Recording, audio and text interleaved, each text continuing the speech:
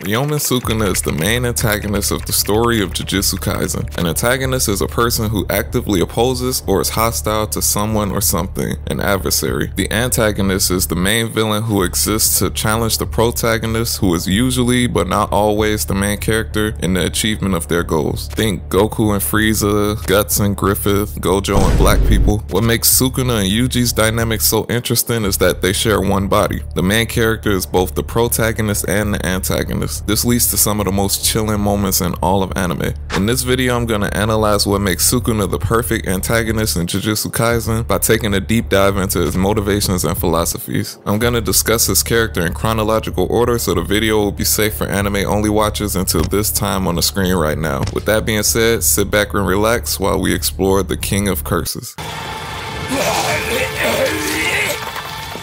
The moonlight's illumination makes it easier to see how pathetic you are.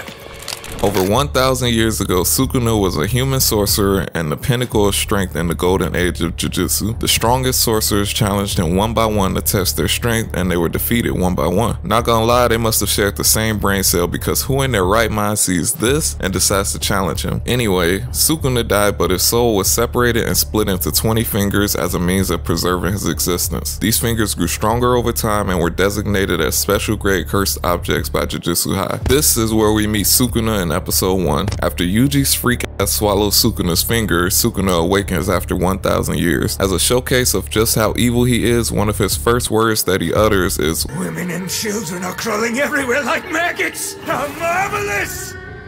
It'll be a massacre!"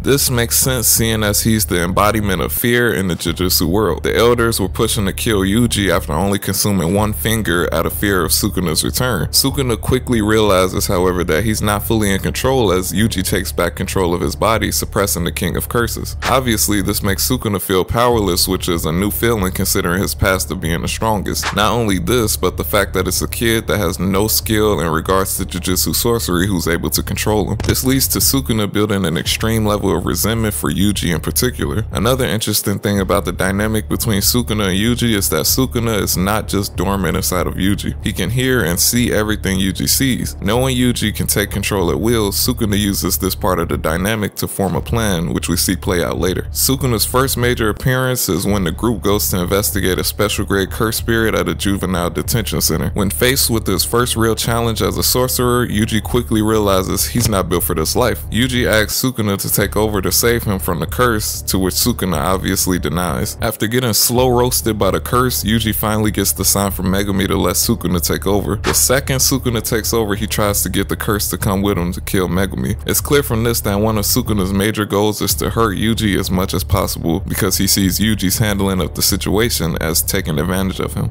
After realizing this plan won't work because the curse has literally one brain cell, Sukuna decides to use his domain expansion to exercise it. After doing this, he accepts that Yuji will switch back and just waits, only to realize that he can't switch back at that moment. He instantly goes for Megumi, and it's during this fight that Gege leaves crumbs that begin to show the true depth of Sukuna's character. Just before fighting Megumi, Sukuna says, "There's no real reason for this, but it's time for you to die." If he wanted to, Sukuna could have easily killed Megumi quickly. However, he became more and more invested in him and his curse technique as the fight went on, even giving him tips while practicing meteor combos on him. We learn that Sukuna fights for no reason other than the thrill of it. Seeing Megumi about to use the 10 Shadows technique to summon Maharaga, this excites Sukuna. This is the first time Sukuna ever refers to someone by their full name. This is interesting because, as we learn later, this is how Sukuna shows his respect to his enemies. Before Megumi could summon Maharaga, Yuji switches back, ultimately dying in the process. Afterward, ironically, as we go into Sukuna's innate domain, we also gain more insight into his motivations. After being intrigued by Megumi, Sukuna tricks Yuji into a binder vow by telling him he'll revive him under 2 conditions. The first being he can take over Yuji's body for 1 full minute after chanting Enchain, and the second being Yuji will forget about this agreement. Like I mentioned earlier, Sukuna can't physically get around Yuji to do as he pleases, so he uses underhanded tactics to outsmart him. He gets Yuji to agree to a battle to the death to accept the terms, and he instantly turns Yuji into a chopped cheese. This adds another layer to Sukuna's already ominous screen presence. Knowing that he has a plan in motion that Yuji knows absolutely nothing about. Sukuna, however, never misses a chance to remind Yuji just how much he despises him. He's reminded during the infamous laughing scene where Sukuna laughs at the death of Junpei, and even more in Shibuya. During the Shibuya incident, we get a little more of a peek into Sukuna and his frame of mind. After an unconscious Yuji is fed 10 of Sukuna's fingers with no sauce, hey yo, what the? Sukuna takes control again, and this time it's nothing like the last. To fully understand the impact of Sukuna's actions in Shibuya, it's important to discuss Yuji and his main purpose for being a sorcerer. Yuji, after being thrown into the world of Jujutsu sorcery, becoming the vessel for the King of Curses, at first was lost. Thanks to Principal Yaga and his grandfather, however, Yuji was able to find meaning in the chaos that consumed his life. When contemplating his reason for being a sorcerer, Yuji thinks about how if he ran away from his execution, people would be dying because of Sukuna's fingers. Because he's the only one that can stop this from happening, no matter what, he feels responsible for the deaths. He declares that his reason for being a Jujutsu sorcerer will be to live a life he won't regret and be able to give others a proper death. Sukuna, knowing Yuji's purpose for being a sorcerer, because like I mentioned earlier, he can always hear and see everything Yuji says and sees. When he takes over his body, he proceeds to commit some of the most diabolical acts in the entire series. He starts by instantly turning Mimiko and Nanako into cupheads. Then, as if Gojo didn't already humiliate Jogo enough, Sukuna said, "Hold my beer." This was hardly a fight. I mean, Sukuna literally stopped during the Jogo's finishing move to play red light, green light. Bro was not taking it seriously at all. And if that wasn't disrespectful enough, he pulls out a flame arrow and kills Jogo with his own ability. In Jogo's final moments, Sukuna tells him if he ever wanted to achieve proper strength comparable to Gojo or himself, then Jogo should have burned all his desires to the ground. He says Jogo was too worried about the future and his identity as a curse, and he lacked the hunger to take hold of his desires. This idea of Sukuna rejecting ideals and living based solely on the desire of the moment is a reoccurring theme we see in his character. We explore this idea further in the next arc, however we see in this arc how he continues to try to break Yuji's will. After fighting Jogo, Sukuna sets his sights on Mahoraga. This, as we learned, is what made him take an interest in Megumi in the first place. Finally, he had the chance to test out his strength. During this absolutely insane fight, it's important to remember the same way Sukuna can see and hear everything when Yuji is in control, the same is true vice versa. Sukuna knows this, so during the fight, while Sukuna is casually killing the civilians of Shibuya, he's actually doing it purposefully as a means of antagonizing Yuji. This is made clear when just before switching back, he tells Yuji to take a good look. Sukuna can't physically harm Yuji, so this is his ultimate form of torment. Sukuna, who thinks people who fight for ideals are weak, being forced to share the body with someone who is ideal driven, is basically a ticking time bomb. One of them is bound to break down, and of course it was teenage Yuji who, as I mentioned earlier, was thrown quickly into this world. This is why Sukuna is such a powerful antagonist. The way Gege uses him as a negative extension of Yuji is genius. This is why I hate when people say Yuji is not the main character, or I saw one tweet that said you could take Yuji out the story of Jujutsu Kaisen and nothing would change. Huh? That makes no sense, but anyway, after Yuji switches back and recalls everything Sukuna did in his body, he starts to question his ideals. Sukuna makes him feel like he's making no progress in his journey toward accomplishing his goal. This is exactly what an antagonist is meant to do: challenge the main character's beliefs and force them to grow and overcome obstacles. The way Gege crafted the story places both Yuji and Sukuna at the center of the story, and in the words of the great Mahito,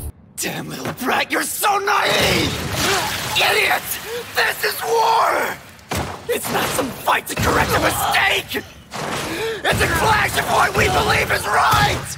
You and your fragile ideas of justice! Now, from this point forward, I'll be discussing manga spoilers. If you're not caught up to the current chapter, which is 256 at the time of this recording, and don't want to be spoiled, then leave the video now. If you don't care about being spoiled or you're caught up, then this is where it gets good. Sukuna pretty much stays out of the way for the most part in the beginning of the Culling games until the perfect chance arises. While Megumi and Yuji are talking to who they believe to be Sumiki, she turns out to be the reincarnated sorcerer Yorozu. Sukuna uses this confusion as the chance to put his long-term plan into motion. By chanting in chain, he's able to take over Yuji's body under the condition that he doesn't harm or kill anyone for 1 minute. Sukuna takes a gamble and pulls off one of his fingers and lets out a maniacal laugh, realizing Yuji didn't take himself into account for the people Sukuna couldn't harm. He gambled on Yuji's selflessness and it paid off. Sukuna then force feeds Megumi his finger with no beverage, by the way, and transfers his consciousness to Megumi's body. He has an inner monologue where he reveals that what he sensed from Fushiguro in the first fight was actually the potential of his curse technique as well as his potential to suppress him. Because of this, Sukuna waited till he regained more of his power and until the perfect moment. The moment Fushiguro's soul was crushed from learning about his sister. Yuji begins to fight Sukuna, and during the fight, Yuji asks him why can't he just be normal and not cause others to suffer. Sukuna responds by slashing Yuji with cleave and asking why he's so weak and why weaklings cling so hard to life. He asks how a creature that can fall apart so easily wished to always be happy. After killing a countless amount of people in multiple Jujutsu eras, it makes sense that Sukuna will build resentment for the weak, similar to Gojo at the beginning of the Hidden Inventory arc where he questions the place of the weak in the world and why he has to fight to protect them. To Sukuna, strength is what gives life meaning because only the strong can truly do what they want. The weak have to fight, claw, and cling to life to get their desired outcomes in life, as we see with Yuji. This fight is pointless and naturally unrelatable to Sukuna, which is why he despises Yuji so much. While fighting Yuji and Megumi's body, he realizes Megumi is still suppressing his cursed energy output. After leaving the fight and going to swim in a pool of literal evil, Sukuna realizes what he has to do to break Megumi's spirit once and for all. Sukuna goes to Sendai where Yorozu is waiting for him. Yorozu, being someone who's had a crush on Sukuna since the Heian era, fights to show him what true love is. She wants to show him that she understands the loneliness and isolation associated with being the strongest. Sukuna just laughs at her when she says this, and it's not until after his fight with Kashimo that we fully understand his view on the idea of love. However, before I discuss that, I want to talk about his fight with Gojo because this is hands down my favorite fight in the entire series. The strongest sorcerer in history versus the strongest sorcerer of today. For a fight with an insane amount of significance, both Sukuna and Gojo were really just having a good time. There's not many chances the two get to put their powers on full display, kind of, because as we learned, Sukuna really wasn't going all out, but it's impossible to say he wasn't being pushed at all during the fight, which is why after beating Gojo, he smiles and shows him respect by saying he won't forgive him as long as he lives. Shortly after Gojo's death, Kashimo challenged Sukuna, and it's barely a fight. Sukuna reverts to his original form and absolutely bodies Kashimo, and in similar fashion to Jogo speaks to him before his death. Just before the fight, Kashimo asks Sukuna how he can connect with and love those who are beneath him if he can't even begin to understand them, to which Sukuna calls him and Gojo greedy and claims they don't understand love to begin with. He explains that many strong people have challenged Kashimo in his life and not one of them cursed him. They challenged him because he was strong and they wanted to see how they matched up against him and ultimately be acknowledged by him. He explains that by giving them the fight they desired, that's showing affection. In Sukuna's words, people love them because they're strong and they answer them with love in return. This is why Sukuna shows the ultimate respect by saying his opponent's entire name. It's his way of acknowledging them as a worthy opponent, and this right here is why he called Kashimo and Gojo greedy, because they cry about being lonely while they're surrounded by people who admire them for their strength. Kashimo asks Sukuna if that's the case and that satisfies him, then why did he choose to split his soul into cursed objects and traverse the ages? Sukuna explains that it's because he understands love that he rejects it because it's meaningless. He doesn't look for fulfillment through others. In simple terms, he does what he wants when he wants. Kashimo asks if that gets boring, and Sukuna says no because the flavor of humans lasts a second, but they have so many types and shapes.